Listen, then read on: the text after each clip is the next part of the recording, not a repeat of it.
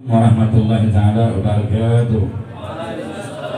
Alhamdulillah wassalatu wassalamu ala sayyidina Muhammadin wa ala alihi wa sahbihi ajma'in, amma ba'du. Alhamdulillah, Allahumma salli wa sallim ala sayyidina Muhammad bintahi bi rahmatillah adada ma fi ilmillah, salatan wa salaman da'imin bidawamil killah wa ala alihi wa sahbihi wa ala ma ba'du. Hadirin hadirat yang dimuliakan oleh Allah Subhanahu wa taala. Alhamdulillah, kita sekalian pembukaan majlis burdah di majlisnya guru kita Ustaz Daud Muslim. Kita doakan beliau diberikan panjang umur oleh Allah taala, sehat walafiat, dijaga oleh Allah taala dan dilancarkan segala urusannya. Dan kita berharap mudah-mudahan beliau diberikan selalu kesehatan oleh Allah taala. Amin ya rabbal alamin. Dan tidak lupa guru-guru kita yang khusus, nasihat guru kita Habib Jaki Muhammad Haddad, dan hormati juga Ustaz Jainal, Syed Ali Ridho, Habib Ishaq Al-Gadri, banyak guru-guru kita yang lain, Mama Jangan, Kiai Tanah Wakaf, Mama Mau. Alhamdulillah ada juga di tengah-tengah kita. Kalau Tanah Baru dalam mahrum ini Tanah Wakaf nih beliau. Kita doakan beliau juga semuanya yang hadir nih, hadirin-hadirat kita yang hadir ini, kita berharap agar kita ini selalu mendapatkan istiqomah dalam ibadah kepada Allah Ta'ala. Karena ibaratnya orang bilang rindu itu berat, ternyata istiqomah lebih berat daripada rindu. Kadang-kadang kita rindu bisa, tapi istiqomah nggak ada yang mampu buat orang lain. Saat ini dia bisa rindu sama seseorang, tapi kalau tidak ada istiqomah maka rindunya akan hilang.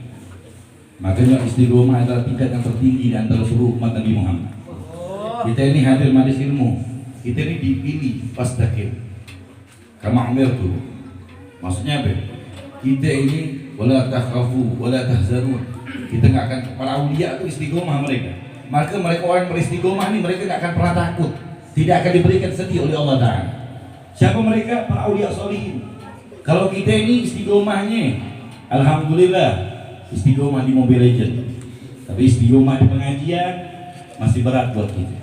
Tapi kalau ente mau mendapatkan ente mau dapatin kesenangan, tidak akan pernah merasakan kesedihan, belajar untuk istiqomah dalam segala hal, maupun terutama di majlis ini.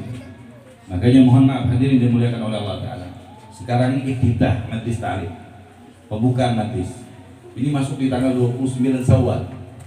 Alhamdulillah, kemarin udah beberapa bulan yang lalu, berapa hari yang lalu kita ngalamin kemerdekaan, yaitu Idul Fitri kemarin.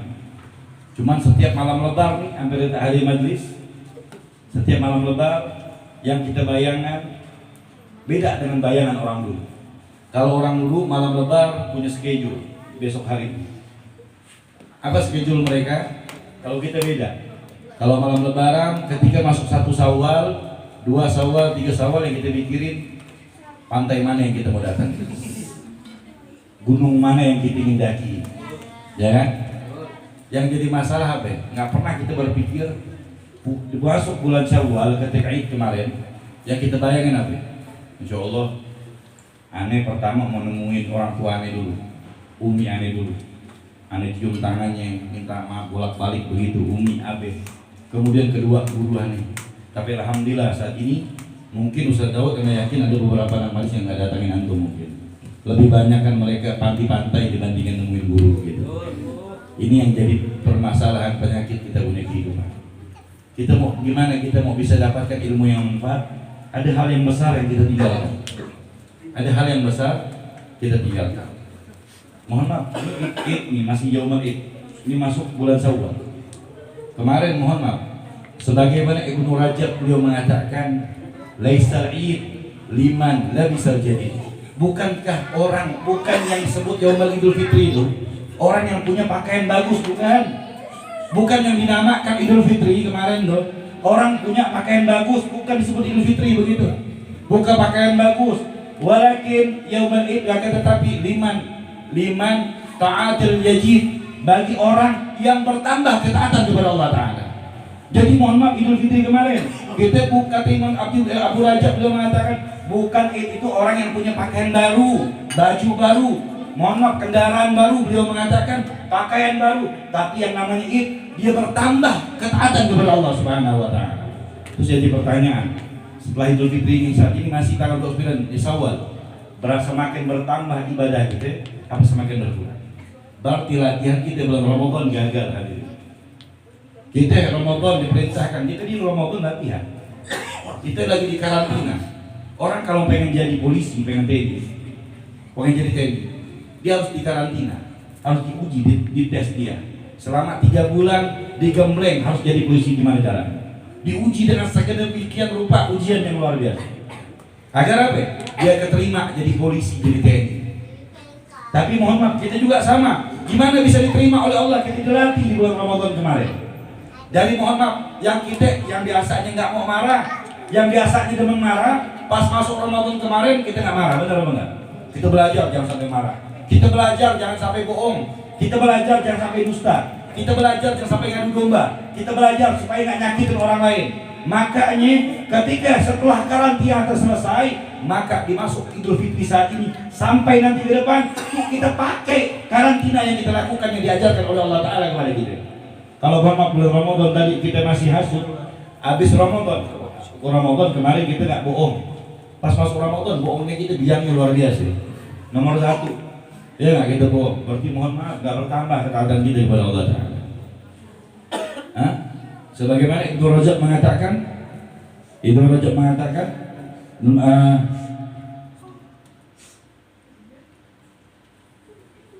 liman tajammal bila bas warukub laisa id, tidaklah seorang id bagi orang yang maaf dia tidak disebut id.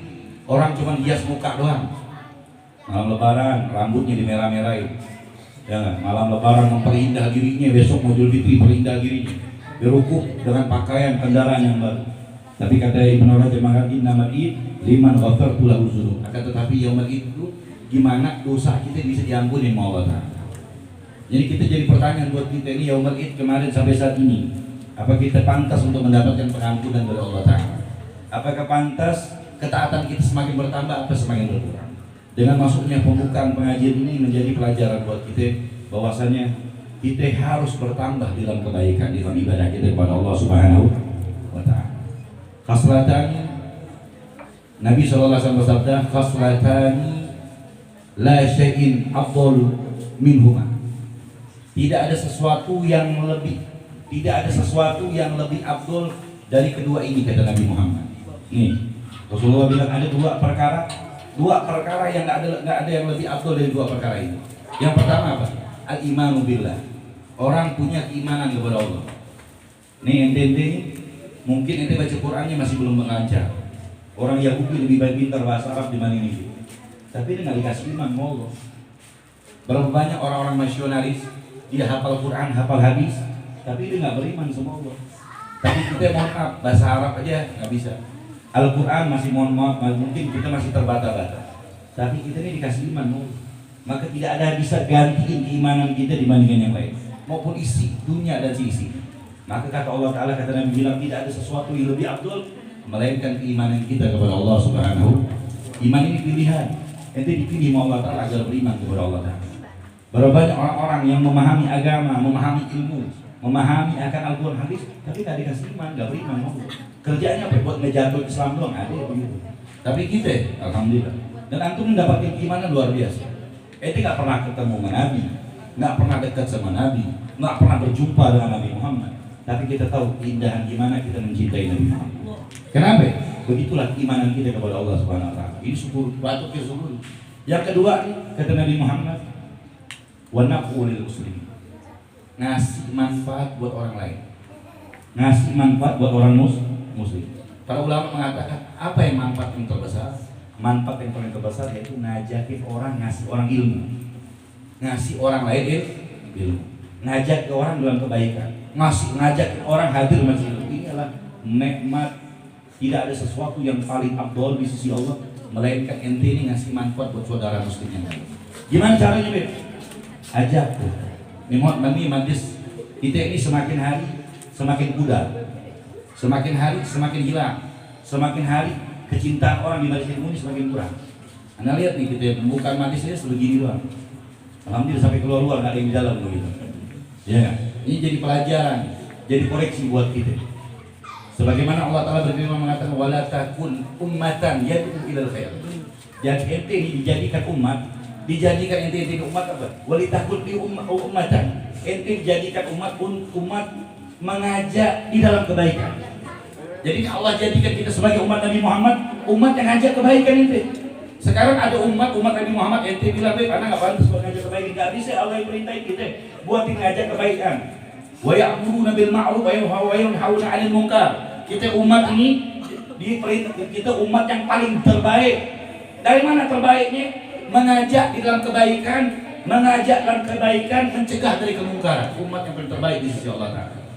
Mohon maaf, mengajak kebaikan. Anda mau nanya antum, tadi keluar dari rumah berapa orang udah diajak buat datang di tempat? Jadi ini datang di pengajian Ustaz Daud nih, berapa orang yang ente ajak di majelis ini? Anda yakin ente mikir kan? Mungkin dia di grup rohani. Berapa banyak mungkin orang yang sekitar ente yang sering aktif di pengajian ente gak ajak? Padahal Allah perintahin buat kita buat ngajak orang lain. Ini yang jadi PR buat kita. Padahal Nabi mengatakan manda'al huda, orang yang mengajak di dalam kebaikan, orang yang mengajak mengasih petunjuk buat orang lain, dia mendapatkan pahala sebagaimana orang tersebut yang diajak tersebut. Ente ngajak teman ente hadir majelis ilmu, dia demen pengajian, demen hadir majelis ilmu, maka orang tersebut setiap dia datang pengajian ente kebagian pahala dan agak mengurangi pahala teman ente yang hadir pengajian. Itu baru satu orang. Gimana kita ngajak 10 orang? Gimana kalau kita ajak teman kita baca Quran?